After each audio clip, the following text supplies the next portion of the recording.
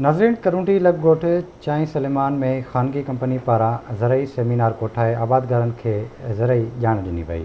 इन हवाले सां वीडियो लिंक ते मौजूदु आहे अली हबीब रतड़। जी अली हबीब। वेझो ॻोठ चाई सलेमान में जिते एक ज़रई गॾिजाणी जो इनकाद कयो आहे, जंहिंमें ज़मींदार भाइरनि खे ज़राअत बाबति आगाही ॾियण जे लाइ ज़राअत जा माहिर आहिनि, उहे बि शरीक आहिनि। अचो त उन्हनि सां ॻाल्हि ॿोल कयूं, संदन छा चवणु आहे। असांजो FMC जो अॼु जो जेको ही सेमिनार आहे उन जो सिर्फ़ु मक़सदु इहो ई आहे त जेको हारी ऐं आबादगार आहे, जेको ॿहिराड़ी जे इलाइक़नि में उहो फसलुनि जी बीमारियुनि जे बारे में ॼाण घटि थो रखे, उनखे जेको आहे असां ॼाण फ़राहम कयूं। जेके नयूं टेक्नोलॉजियूं आहिनि उन जे बारे में मसइलनि जो हल कढी ऐं पैदावार जेका आहे उहा इज़ाफ़ी वठी सघे। तरीन ॼाण असांजे ZM साहब इब्राहिम शर साहब तमामु इंशाअल्लाह फार्मर हिन ॼाण खां पोइ पंहिंजे फसल मां फ़ाइदो वठंदा। जेको प्रोग्राम थियो अॼु तमामु ज़बरदस्त ऐं बहितरीनु प्रोग्राम थियो, जंहिंमें हारियुनि ऐं ज़मींदारनि खे हिकिड़ी बहितरीनु सलाहियत ऐं तजुर्बो ॿुधायो FMC जे तरफ़ां त तव्हां पंहिंजे फसल खे कहिड़े नमूने सां एडवांस करे था सघो।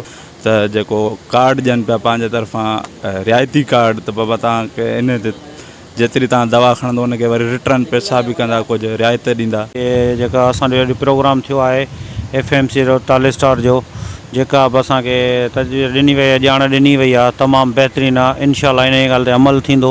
इहो अहिड़ा प्रोग्राम कॾहिं बि सिंध गवर्नमेंट न रखिया आहिनि। हीअ FMC जेका कंपनी आहे उहे नॉलेज ॾियनि थी हारनि खे, ऐं मां बि इहो ई चवंदुमि ॿियनि कंपनी खे बि तव्हां बि अहिड़ी नॉलेज ॿियनि खे ॾियो, हारनि खे ॾियो, जीअं उहे सम्झी सघनि ऐं उहो बहितरीनु एग्रीकल्चर यूज़ करे सघनि। असांजे ज़मींदार हारी नारनि खे आगाही ॾिनी पई वञे त असांखे कहिड़े पंहिंजे फसलुनि जी बीमारियूं आहिनि उन्हनि ते मौसर कंट्रोल कीअं कजे ऐं हिन जा छा नुक़सान आहिनि, छा फ़ाइदा आहिनि, इन जे लाइ तमामु सुठी ॼाण अवेयरनेस ॾिनी पई वञे। नाज़रीन, अवां ज़रई गॾिजाणीअ में शरीक ज़मींदारनि जूं ॻाल्हियूं ॿुधियूं, जिन जो चवणु आहे त असांजो जेको मुल्क आहे उहो ज़रई मुल्क आहे, पर हुकूमत जे बेध्यानी सबबि असांजी सिंध जी ज़राअत तबाह आहे। हुकूमत खे घुरिजे त ज़रई गॾिजाणियूं करे ज़मींदारनि जे पैदावार में इज़ाफ़े जे लाइ कुझु कोशिशूं करे। कैमरामैन अली शनावर सां गॾु अली हबीब रतड़, आवाज़ TV न्यूज़, करूणी।